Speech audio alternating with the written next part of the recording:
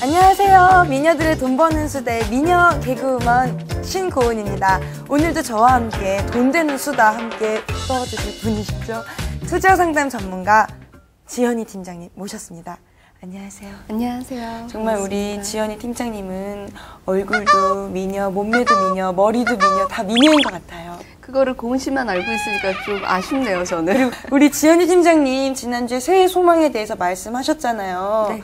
조금 더 지출을 좀 줄이고 뭐 가계부 작성하면서 네.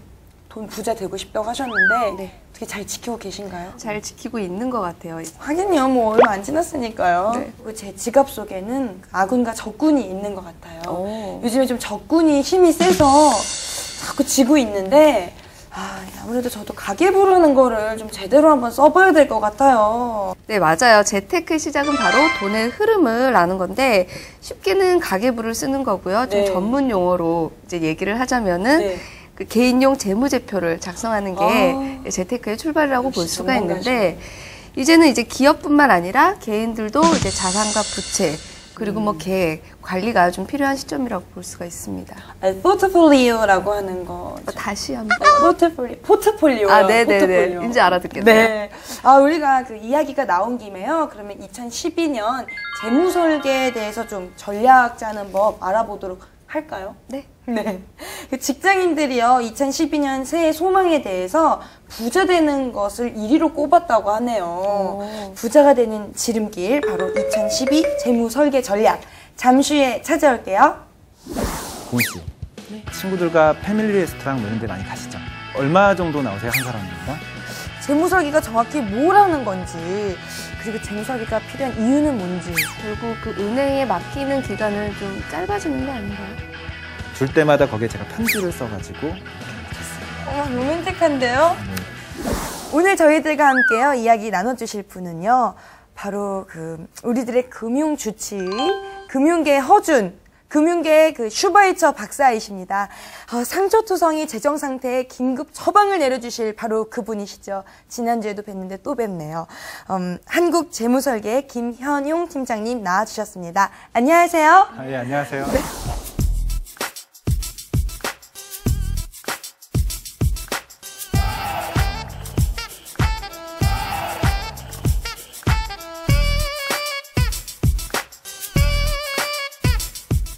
그거 뵈니까 참 정이 가네요. 그러니까 근데 약간 안녕하세요 하면서 좀 피하시는 것 같네요.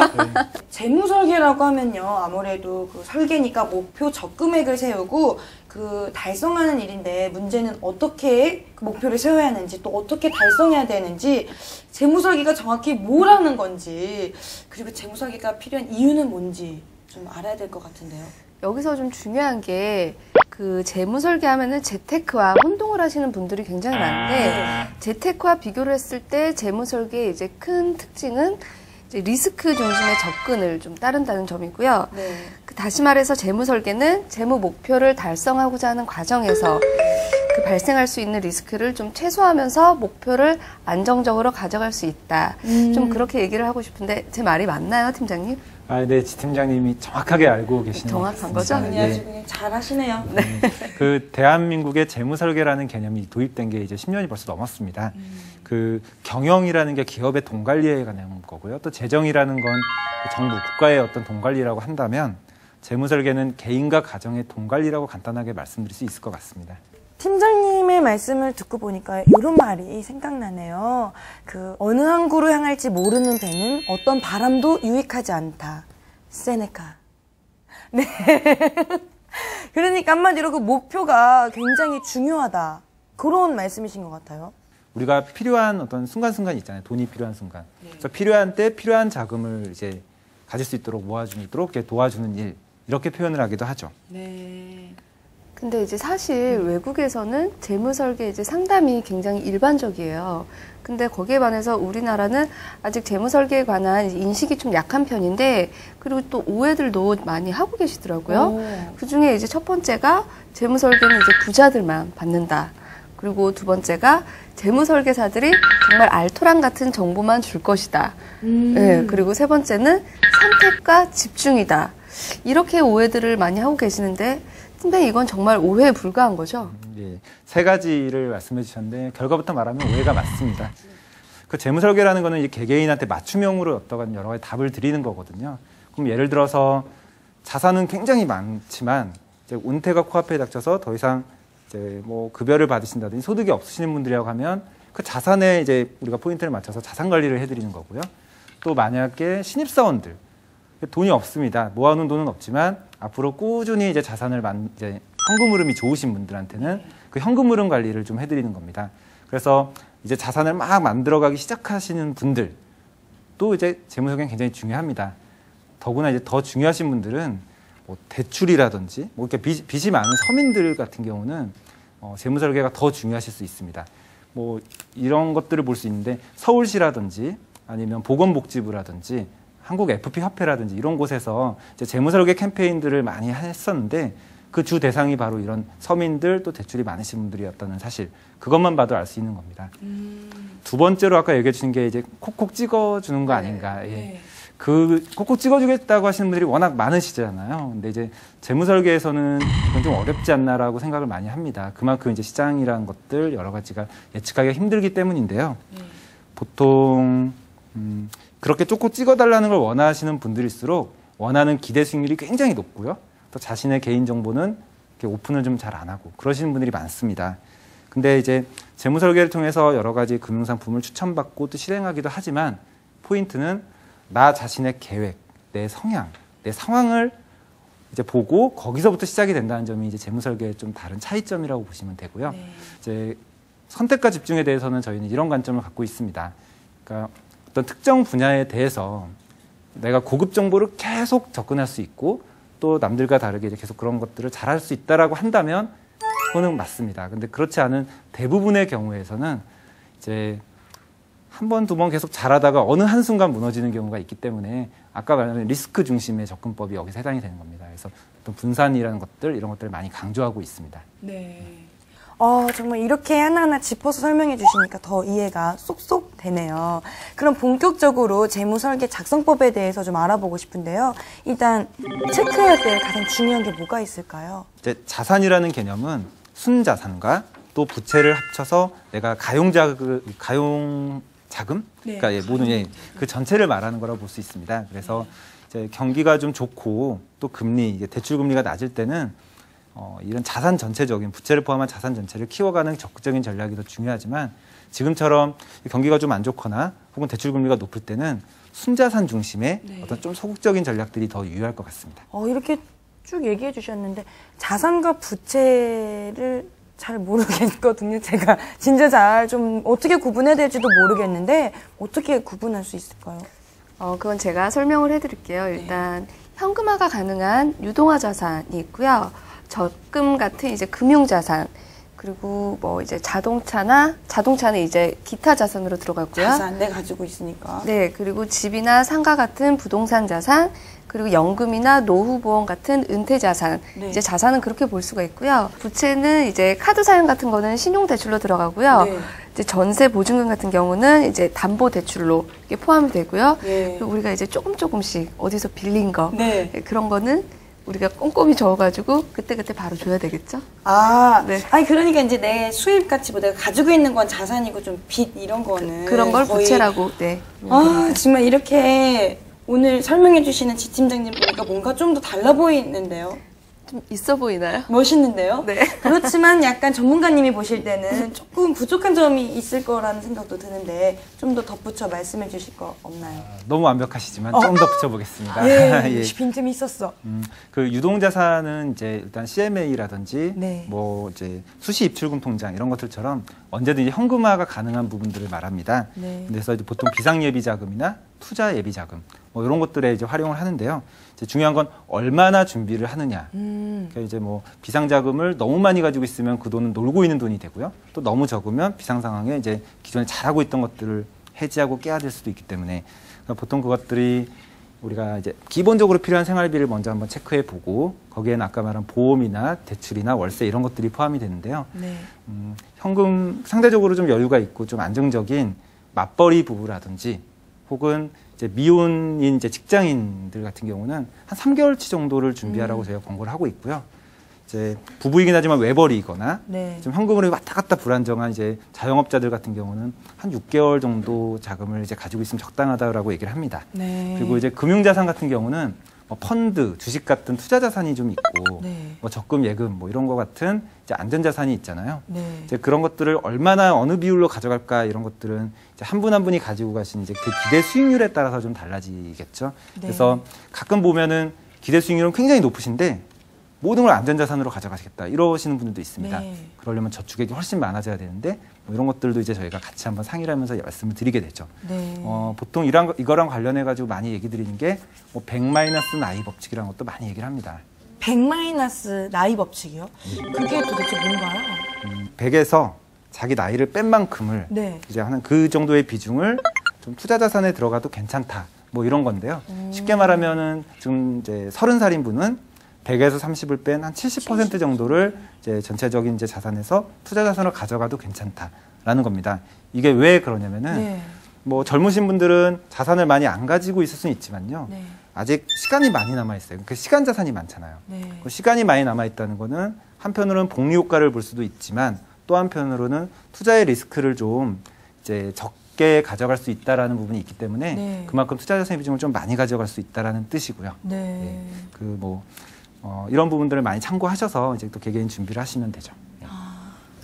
부동산 자산은 어떤가요? 이제 부동산 자산이 전체 자산에서 원래 한 40% 정도를 넘어가면 굉장히 많고 문제가 있다라고 판단을 합니다. 네. 그런데 지금 우리 내 집 마련하신 분들 이런 걸 보면 40%가 뭐예요? 훨씬 더 많이 가지고 있는 게 사실 현실이잖아요. 네. 그만큼 우리나라의 집값이 많이 비싸졌다라는 뜻인데 네. 뭐 이런 부분들은 이제 그 이후에 이제 저축하시는 것, 금융자산의 비중을 좀 높여가는 방향으로 잡아가시면 될 것 같고요. 네. 또 뭐 내 집 마련이 되어 있으신 분이라 하더라도 또 전체 자산 중에 대출 금액이 40%를 넘어간다라고 하면 이건 큰 위험 신호로 저희도 보고 있습니다. 그렇군요. 아까 제가 사실 지출에 대한 부분을 적군이라고 표현을 네, 했는데요. 네. 좀 멋있죠? 네. 근데 이 적군의 정체가 뭔지 파악을 해야지 될 것 같아요. 그 지출에 대한 내용을 꼼꼼히 파악해야 그 좀 세워나가는 돈을 막을 수 있을 것 같은데요. 지출을 뭐 이렇게 우리가 매번 그 항목별로 하나하나 다 적어가지고 분류하는 건 참 어렵습니다. 그래서 네. 저희가 크게 3가지 정도로 구분을 해서 관리를 하시면 될 것 같은데요. 하나는 고정 지출입니다. 그러니까 매달 나가는 지출 정해진 금액들이 있죠. 네. 뭐 월세, 뭐 보험금, 뭐 이런 대출 상환금 이런 것들이 있고요. 또 하나는 우리가 생활비라고 말할 수 있는 것들, 아끼고 줄일 수도 있고 막 쓸 수도 있는 변동 지출이 있습니다. 자, 근데 이제 3번째로 이제 이게 제일 중요할 것 같습니다. 미파악 지출. 그러니까 정리를 다 해봤는데 이 돈은 어디 갔지 하는 것들이 있습니다. 오. 그래서 그 미파악 지출이 굉장히 중요한데 그 미파악 지출은 두 가지 중에 하나예요. 네. 정말 많이 쓴 겁니다. 근데 어디 썼는지 모르는 거니까 이런 분들은 지출 패턴을 한번 점검해 볼 게 거기서부터 시작을 해야겠죠. 네. 근데 또 어떤 분들은 안 쓴 거고 급여 통장에 그냥 차곡차곡 쌓이는 겁니다. 그럼 이것들을 이제 어떻게 활용할까 고민을 하시면 되는 거죠. 근데 지출을 좀 줄이고 싶은데요. 네. 줄이려면 어떻게 해야 될까요? 전 좀 이렇게 지름신이 자주 놀러 오거든요. 지출을 이제 줄이려면요. 네. 우선 지출과 수익률의 함수 관계를 좀 잘 아셔야 됩니다. 지출과 수입률의 함수 관계요? 좀 예. 알쏭달쏭한데요. 뭐 간단히 말씀드릴게요. 많은 분들이 자기가 버는 소득에 대해서 불만이 많아요. 네, 하지만 저도 불만 많으시죠. 네, 네, 아, 저도 네. 많습니다. 네. 근데 그러면서도 지출을 줄일 생각은 별로 없습니다. 그러니까 눈높이가 많이 맞아요. 높아지셨죠. 나만 그런 게 네. 아니구나. 그리고 또 돈을 많이 불리고 싶은 욕심도 많습니다. 맞아. 그러다 보니 저축액은 작은데 목돈은 모아야겠고 방법은 하나밖에 없습니다. 네. 고수익 상품만 찾아서 이제 그 재테크를 하고 다니는 거죠. 근데 그러다가 위험 관리가 제대로 되지 않으면 한 번에 또 무너지는 또 그런 경우도 많이 보게 됩니다. 근데 잘 생각해 보세요. 예를 들어서 매달 50만 원짜리 적금을 든다라고 보겠습니다. 1년 동안요. 네. 세후 이자, 세금을 고려하지 않고 세후 이자가 한 4%라고 한번 볼게요. 50만 원씩. 50만 원씩. 그러면 50만 원 동안 12달 동안 내니까 원금은 600만 원입니다. 네. 그렇죠. 그러면 600만 원에 대한 4%니까 1년 후 이자는 24만 원을 받는 거겠네요. 예, 제가 숫자에 약하긴 하지만 맞는 것 같아요. 그 예금이 아니라 적금이니까는 600만 원이 한 번에 들어가진 않을 테고 네. 이제 매달 나눠서 들어가고 그렇게 되면은 결국 그 은행에 맡기는 기간은 좀 짧아지는 거 아닌가요? 예, 맞습니다. 아이, 지 팀장님 말씀이 제가 맞으시고요. 틀렸나요? 예. 네, 그 웃기려고 그랬어요. 네, 많은 사람 믿겠습니다. 네, 많은 사람들이 착각을 하는 것 중에 하나인데 그 이자율이 같다라고 하면은 네. 적금은 한 번에 은행에 돈을 갖다 드리는 게 아니잖아요. 그러다 보니까 예금 이자보다는 보통 대략 절반 정도밖에 받지 못한다고 합니다. 네. 그럼 아까 말한 케이스대로 50만 원씩 총 600만 원을 적금으로 든다. 4% 이자다. 그러면 24만 원이 아니라 12만 원 정도에 대한 어떤 1년 후 이자를 받게 되는 건데요.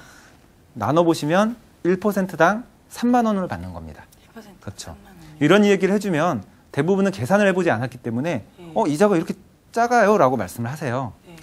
근데 이를 역으로 한번 이제 우리가 생각해 보자는 건데 우선 고은 씨 네. 친구들과 패밀리 레스토랑 뭐 이런 데 많이 가시죠? 가긴 해요. 네. 아까도 뭐 식사 뭐 이런 얘기 네. 하셨는데 그 얼마 정도 나오세요 한 사람입니다? 한 사람당이요? 한 네. 사람당 그런데 좀 비싸잖아요. 3만 원에서 4만 원 정도. 네, 그렇죠.